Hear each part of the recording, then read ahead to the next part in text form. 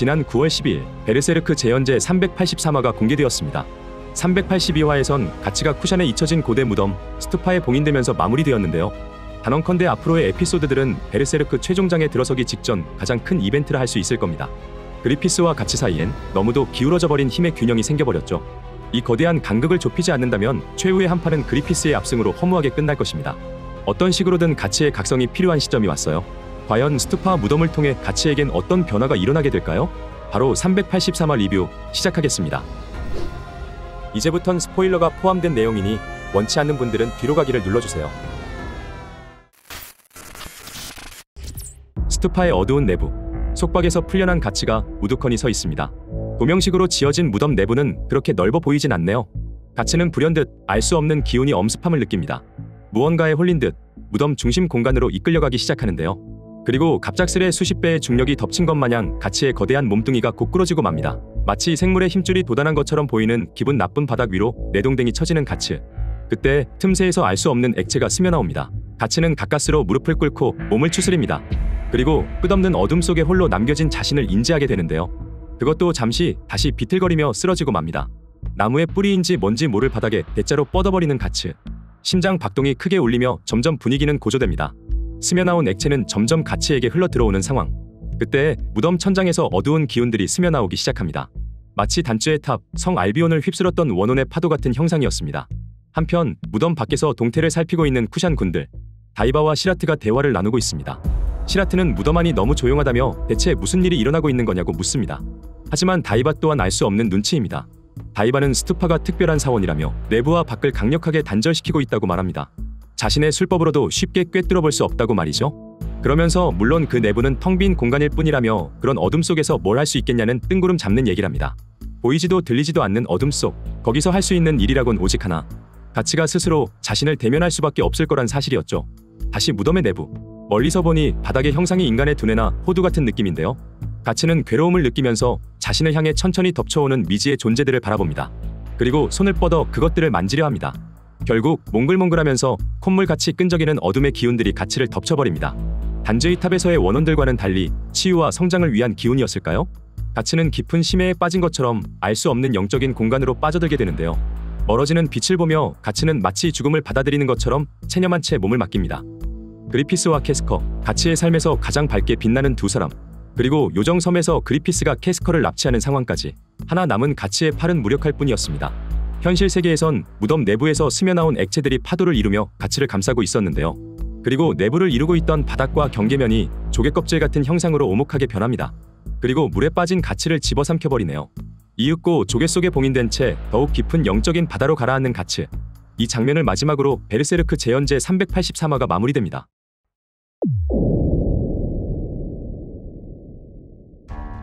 최근 382화, 383화는 요정섬 이후 정신적으로 사망한 것이나 다름없는 가치에게 커다란 변화가 일어날 것임을 암시하는 내용이었습니다. 대다수의 베르세르크 팬들은 불굴의 정신 그 자체를 상징하는 가치가 너무도 무기력하게 죽음을 받아들이려 한다는 사실에 분노했죠. 재연제의 특성상 내용을 함축하고 압축해야 하기 때문에 절대적인 시간이 부족했습니다. 여기에서 기인하는 작화의 개연성 없는 분위기 표현과 연출도 한몫했어요. 하지만 이를 감안하고 객관적으로 생각해본다면 지금 가치의 상태는 충분히 납득할 만합니다. 일식에서 살아남은 이후 가치는 그리피스에 대한 복수심과 살인만으로 버텼습니다. 하지만 함께 남겨진 존재, 캐스커의 망가진 모습이 그의 이성을 붙잡았죠. 복수기가 될 것인가, 보호자로 남을 것인가.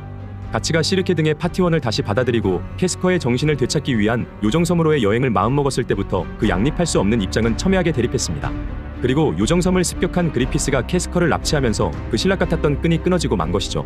어찌 보면 그리피스에 대한 복수심이 여전히 남아있는 상태로 캐스커를 보호하려 했던 가치의 선택은 애초에 성립될 수 없는 모순이었는지 모릅니다. 그리고 스투파에 봉인되면서 마침내 자신을 온전히 마주할 수 있게 된 가츠. 복수기도 보호자도 아닌 절망 속 생존자로서 자신을 들여다볼 수 있게 된 것이죠.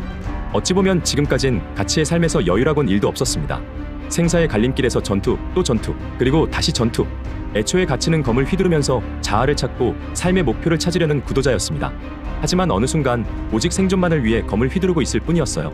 그 악순환의 고리를 이번 스투파 에피소드를 통해 끊어낼 수도 있습니다. 스투파는 불교에서 명상과 깨달음의 장소라고 밝힌 바 있죠. 가치는 일종의 영적 시험에 들어갔다고 봐야 합니다. 드래곤볼의 정신과 시간의 방처럼 경험치 뻥튀기 찬스를 얻은 느낌이라고 할까요? 한편으론 무덤 위를 덮고 있는 죽은 고목도 시사하는 바가 있는데요. 실제 가츠는 교수형 나무 아래에서 태어나 감비노와 시스에게 입양되었습니다. 죽은 나무 아래에서 가츠의 실제 탄생과 또 다른 존재로의 재탄생이 이루어지는 셈이죠. 383화 마지막에 가츠를 집어삼킨 조개 또한 비슷한 맥락입니다. 조개 자체가 보호와 봉인을 떠올리는 모티브로서 가츠가 일식 이후 거의 처음으로 자신을 마주하면서 영적인 각성을 이룰 수 있는 장치입니다. 마치 실제 자연의 진주가 이물질이 침범했을 때 진주액이라는 맑은 물질을 분비, 이물질을 진주액으로 덮으면서 천연 진주가 탄생하는 것처럼 말이죠. 가츠라는 달고 다른 이물질이 스투파 조개의 진주의 케어를 받으면서 수천 겹의 단단한 진주로 재탄생할 수 있습니다. 끝내 가츠는 불안정한 이전과는 다른 심리적인 초월자 또는 새로운 힘을 각성한 또 다른 존재로 거듭나는 것입니다. 이미 인간을 아득히 초월해버린 그리피스에게 드래곤 슬레이어가 무용지물이라는 것을 알게 된 이상 가츠 또한 자신의 한계를 초월한 존재로 거듭나야 파워 인플레이션을 동등하게 맞출 수 있겠죠. 여기서 흥미로운 포인트는 그리피스와 대조를 이루는 평행 구조입니다. 그리피스는 재생의 탑에 감금되어 1년간 고문을 받은 끝에 결국 페무토로 전생하는 어둠의 길을 택했죠. 반면 가츠는 스투파에 감금되었습니다. 영적인 힘에 의해 현실에서의 하루가 무덤 안에선 1년이 될 수도 있어요. 인고의 시간 끝에 가츠는 그리피스와 다른 선택을 할 수 있을까요? 하지만 이런 긍정적인 전망과는 달리 우리는 베르세르크 세계관의 피도 눈물도 없는 잔혹함을 잘 알고 있습니다. 철저한 임과율에 지배받는 세계관, 잃는 것 없이 얻는 것도 없습니다. 심지어 가츠의 내면엔 절대 사그라들지 않는 불꽃이 존재하죠. 바로 어둠의 짐승입니다. 그리피스에 대한 복수를 갈망하는 이 끔찍한 존재는 광전사의 갑주에 의해 실체화되었습니다. 끊임없이 가츠의 자아를 잠식시키고 주변의 모든 존재를 그리피스를 죽이기 위한 제물로 생각하는 어둠의 짐승? 스투파의 조개 속에서 가츠는 자신이 만들어낸 복수기와 마주해야 할 것입니다. 아직 가츠가 갖고 있는 베에리트 문제도 있죠. 저는 개인적으로 가츠가 이를 사용해 사도가 된다는 등의 1차원적이고 작품의 핵심 주제를 망가뜨리는 스토리는 가능성이 없다고 봅니다. 대신 고드엔드를 소환할 수 있는 또는 그들이 있는 차원에 당도할 수 있는 용의 길을 여는 도구로서는 충분히 활용할 수 있을 겁니다. 어찌됐든 베에리트가 계속 주변에 머물고 있다는 점은 가볍게 여길 수 없는 문제이긴 해요. 한편 가츠의 경험치 이벤트가 계속되는 상황 속에서 외부 스토리도 진행될 것입니다. 우선 영혼 상태로 팔코니아에 잠입한 시르케, 가츠 파티에서 가장 큰 역할을 해줘야 할 서포터가 어떤 식으로 그리피스에게 타격을 줄 것인지 흥미진진한 부분이죠. 팔코니아의 위치와 취약점, 결정적으로 캐스커의 상태와 위치 등을 파악하기만 해도 큰 성과입니다. 그리피스 또한 가만히 있지 않고 쿠샨 제국과 가츠 파티를 향한 공세를 시작할 것입니다. 모든 상황이 최후의 격전을 위해 점점 빌드업되어 가겠죠. 연재 내용이 짧아 사설을 과하게 곁들인 이번 리뷰는 여기까지입니다.